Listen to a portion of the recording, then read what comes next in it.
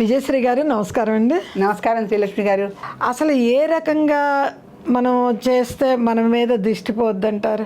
ఇంకొకటి నిమ్మకాయలండి దుర్గాదేవికి చాలా ప్రీతి. ఆ నిమ్మకాయలు ఆవిడికి మెడలో హారంగా కూడా వేస్తారు. అవునండి. దుర్గాదేవి అంటే దుష్టగ్రహాలకి పెట్టింది పేరు కదా. అవునండి. అందుకే అసలు దుర్గా స్మృతే హరసి భీతి అశేష జంతో మనకి శ్లోకమే ఉంది. అందుకని ఎక్కడెక్కడి జనాలకి కూడా ఆవిడ భీతిని వెంటనే సంహరిస్తుంది. అందుకు శరణాగత దీనార్థ పరిత్రాయణ పరాయణ సర్వస్యార్థి హరే దేవి నారాయణి నమోస్తుతే. దుర్గాదేవి సప్త శ్లోకిల్లో వస్తుంది కదా. అందుకని ఆవిడ ఎక్కడ జనాల ఆర్తిని కూడా ఆవిడ హరింపజేసేటువంటి దుర్గాదేవికి నిమ్మకాయలంటే ఇష్టం. ఆ నిమ్మకాయలతో దిష్టి తీస్తే కూడా ఆ మొత్తం ఆ ఉన్నటువంటి చెడంతా నశించిపోతుంది అనేటువంటిది అది దుర్గాదేవి పరంగా ఆ నిమ్మకాయలు కూడా చాలా శక్తి. అందువల్ల నిమ్మకాయ పెట్టమంటారు. అందుకని నిమ్మకాయతో ఇప్పుడు దిష్టి తగలకుండా వాహనాలకు కూడా నిమ్మకాయల దండ వేస్తాం కదా మనం. నిమ్మకాయల దండ వేస్తాం. వాహనం చక్రం కింద కూడా కొత్త వాహనం వెళ్ళిన కూడా నిమ్మకాయ నుంచి తీసుకెళ్తారు. సో ఆ నిమ్మకాయకి కూడా దిష్టిని హరించేటువంటి ఒక శక్తి ఉంది.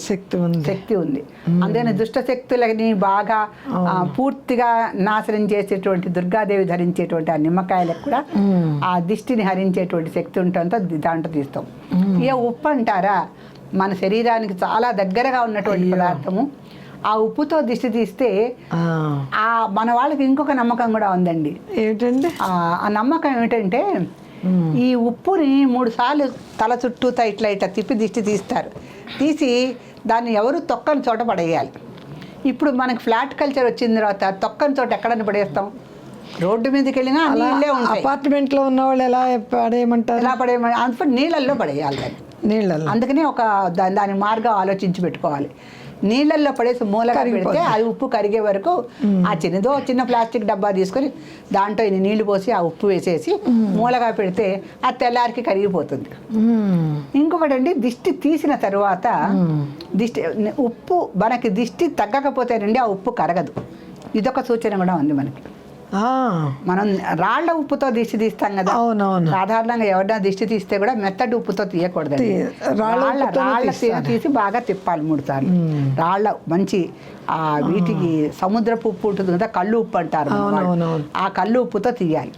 తీసి దాన్ని నీళ్ళల్లో వేసినప్పుడు అది ఎంతకి కరగకుండా, ఉప్పు సాధారణంగా నీళ్ళల్లో కరిగిపోతుంది వెంటనే, అని అది కరగకుండా అలాగే ఉంది అంటే అప్పుడు మాత్రం ఆ దిష్టి ఇంకొకసారి తీయవలసి వస్తుంది.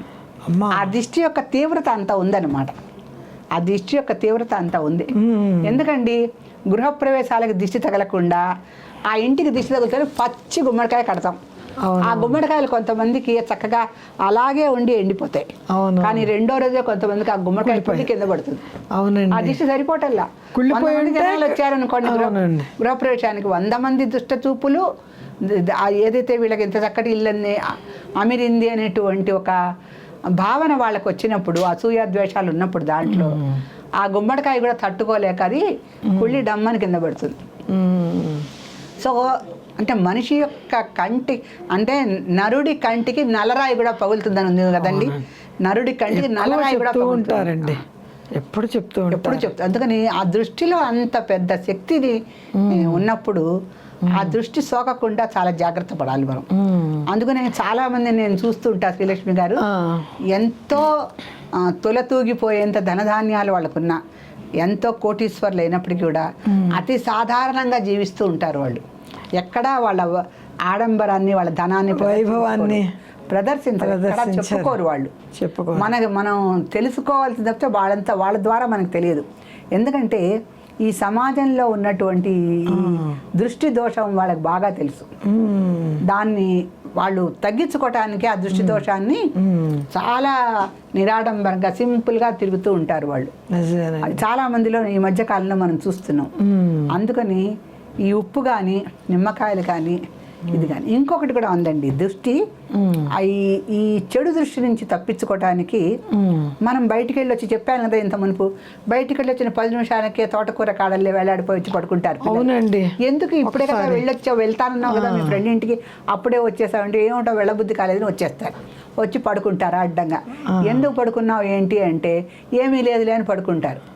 అప్పుడు మనబోటి వాళ్ళకి అర్థమయ్యేది ఏంటంటే వీళ్ళకి ఏదో బయటకు వెళ్ళంగానే ఒక చెడు దృష్టి సోకింది అని అర్థం మామూలుగా పెద్దవాళ్ళు చూడండి 2 ఉప్పుగలు తీసేసాయి, రెండు ఉప్పుగలు 2 ఉప్పుగలు తీసేసి తీసేయి అని చెప్పంట. ఇంకొకటి కూడా చెప్పాలండి, పిల్లలకి బయట నుంచి లోపలికి రాగానే శుభ్రంగా కాళ్ళు కడుక్కోవాలి.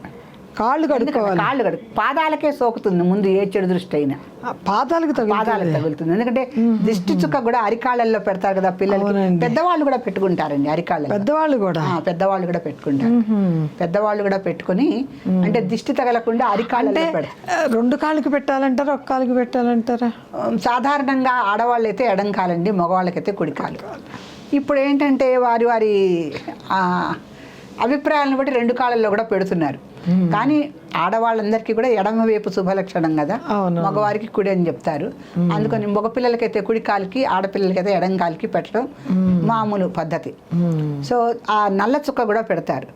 ఇది కాక మనకి బయటికి వెళ్ళంగానే ఏ రకమైనటువంటి ఇప్పుడు కొన్ని చూడండి మనకు తెలియకుండా తొక్కరాని కొన్ని తొక్కుతాం. అవునండి. కొంతమంది దృష్టి కూడా సోకంగానే మనకి ఆ కాళ్ళ దగ్గర నుంచి ఏదో కొంచెం ఇలా నరాలన్నీ గుంజేసినట్టు అయిపోతూ ఉంటాయి, ఏదో దృష్టి తగులుతుంది. ఒకసారి ఏ రకమైన చెడు ప్రభావం ఉన్నా ఇంటికి రాగానే ఒకసారి శుభ్రంగా బాత్రూంలోకి వెళ్ళి కాళ్ళు శుభ్రంగా కడుక్కొని, కాళ్ళు చేతులు కూడా కళ్ళు కాస్త కడుక్కొని పడుకుంటే ఆ దృష్టి దోషం తగ్గుతుంది. సో దృష్టి దోషం కేవలం కాళ్ళు కడుక్కోవటం వల్ల కాళ్ళు కడుక్కోవడం అని తగ్గుతుంది. కాళ్ళు చేతులు అదే చేతులు కళ్ళు ఊరికే తడి చేసుకొని పడుకుంటే చాలా మటుకు. అంటే కాళ్ళు కడుక్కుంటే చాలా అంటారా?